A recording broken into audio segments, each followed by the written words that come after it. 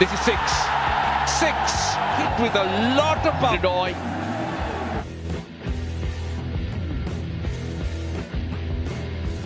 Wow, Towhid Hridoy ও সাইফ হাসানের 4 ছক্কার ঝড়ে শ্রীলঙ্কাকে উড়িয়ে বাংলাদেশের দাপুটে জয়।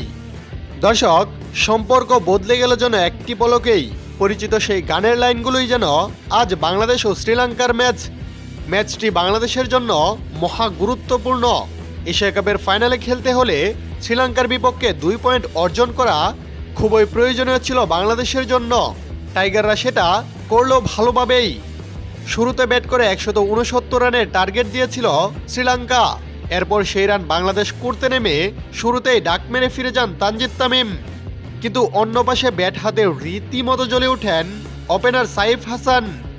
লিটন দাসকে সঙ্গে নিয়ে শ্রীলঙ্কার বোলারদের পিঠিয়ে রীতিমতো তুলুধুনু করলেন তিনি। তার এক একটা ছক্কা ছিল দেখার মতোই। কিন্তু দলীয় 60 রানে লিটন দাস ফিরে গেলে তাওহিদ হৃদয়কে নিয়ে পার্টনারশিপ গড়ে তোলেন সাইফ হাসান। কিন্তু দলীয় 114 রানে থামতে হয় সাইফকেও। ফেরার আগে 61 রান করে যান তিনি। সাইফের বিদায়ের পর আগুনের মতো জ্বলে ওঠেন তাওহিদ হৃদয়ও। তাওহিদ হৃদয়ের একের পর এক 4 ছক্কার জোরেই জয়ের কাছাকাছি চলে যায় বাংলাদেশ দল। সেই সাথে দ্রুততম এক হাফ সেঞ্চুরি পূরণ করে নেন তাওহিদ হৃদয়।